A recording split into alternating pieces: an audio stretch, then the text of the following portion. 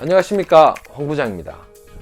지금 영상 앞에 보셨던 장면은 X2R이라는 RC 잔디깎기 사용 장면을 제가 연출해서 한번 보여드려 봤습니다.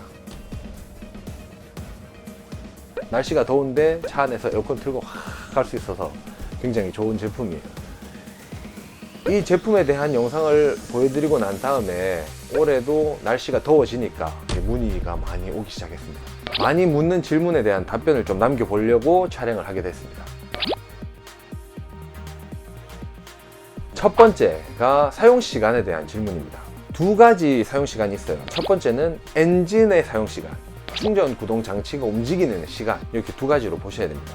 엔진 부분은 휘발유가 떨어지면 휘발유만 또 보충하면 되니까 한번 넣으면은 한 40분에서 1시간 정도 사용을 합니다. 중요한 거는 구동 시간입니다. 구동 시간은 2시간이라고 얘기를 하는데 제가 실제로 사용을 해보니까 1시간 40분 정도로 보시는 게 맞습니다. 맨 처음에 배터리를 완충을 하면은 배터리의 힘이 쫙 세게 이렇게 돼 있는데 시간이 지나면서 약해집니다. 배터리가 한 90% 정도 소진이 되면은 힘이 쭉 떨어집니다. 연축 전지가 들어있거든요. 납전지가 들어있어요. 꾸준히 계속 가는 게 아니라 점점 살짝 힘이 떨어지다가 쫙 떨어져요, 힘이.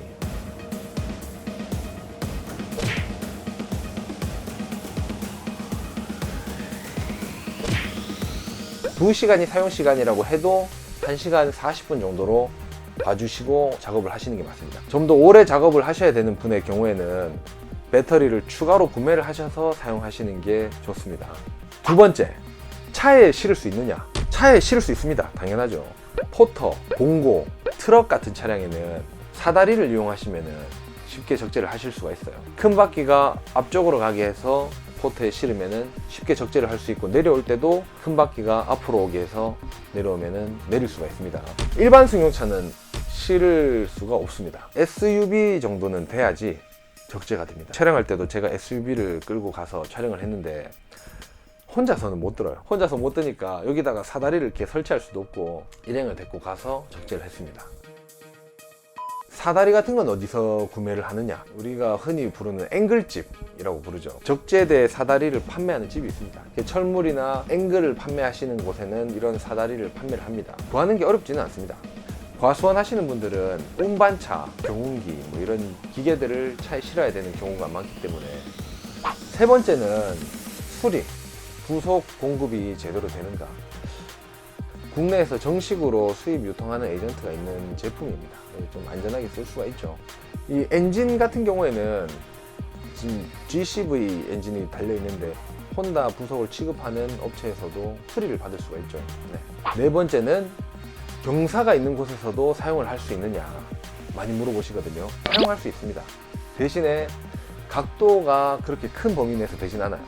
한 30도 내외, 30도 안쪽에서 작업을 하시는 것이 좋습니다. 왜냐하면 엔진 오일이 들어가는 기계이기 때문에 경사가 높아질수록 엔진 오일이 아래쪽으로 이렇게 몰려버리거든요. 그러면은 아무래도 기계에 데미지를 주죠. 그렇게 오래 사용을 하시면.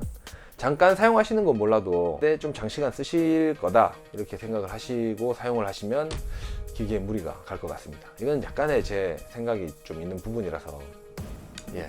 다섯 번째, 어떤 분이 사용하시면 좋을까? 내가 지금 과수원을 하는데, 조경을 하는데, 내가 사용하는데 맞을까? 조경하시는 분이나 과수원 하시는 분들은 아까 방금 말씀드린 기울기나 경사를 고려하셔서 사용을 하시면은 굉장히 유용할 거라고 봐요. 과수원 하시는 분들도 좋고 전원주택 단지에서 사용하시기도 좋고요. 근데 가격이 좀 고가다 보니까 뭐 단체로 구매를 해서 이렇게 한 기계를 돌려서 쓰는 것도 괜찮죠. 그리고 기계가 위험하지가 않지 않습니까? 원래 풀을 깎는데 돌도 튀고 뭐 하는데 멀리서 이렇게 조정을 하는 거라서 안전에 굉장히 좋아요. 그런 부분으로 봤을 때는 또 초심자분들이 사용하시기에도 괜찮습니다. 여섯 번째는 관리법입니다. 관리법이 중요하죠. 이건 거의 모든 기계가 동일하다고 보는데 일단 엔진 쪽부터 말씀을 드릴게요. 엔진 쪽은 휘발유를 완전 연소를 시켜서 카브레이터를 비워줘야 합니다. 이제 우리가 9월이나 한 10월 넘어가면은 이 기계를 안 쓸 거예요. 휘발유를 완전하게 태워서 비워줘야 됩니다.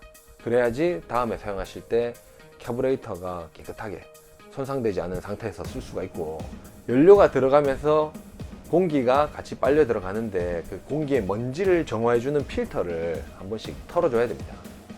구매하셔서 교환하시는 것도 제일 좋고, 아니면은 뭐 컴프레셔나 뭐 하다못해 이렇게 털어서 관리를 하시는 것도 괜찮죠.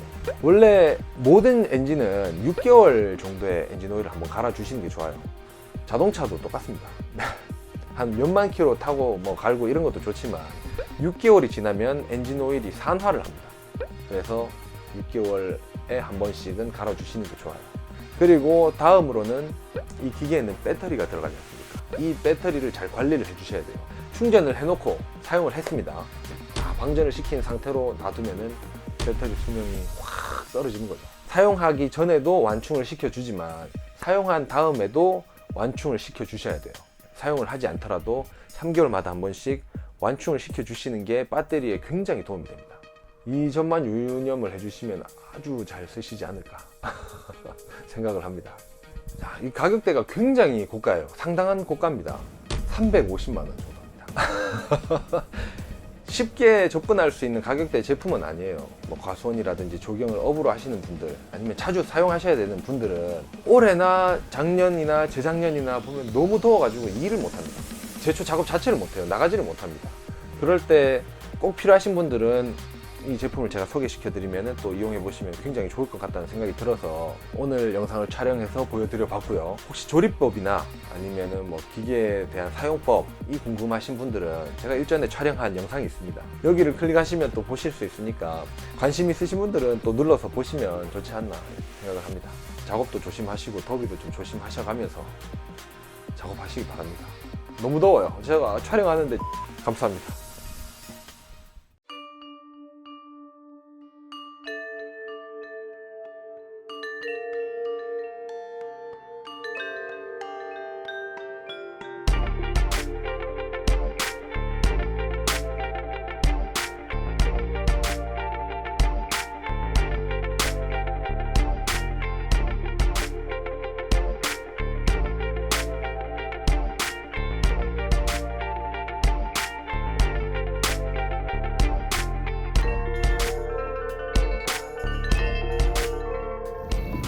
오씨, 아저씨 덜 잠갔네 이거.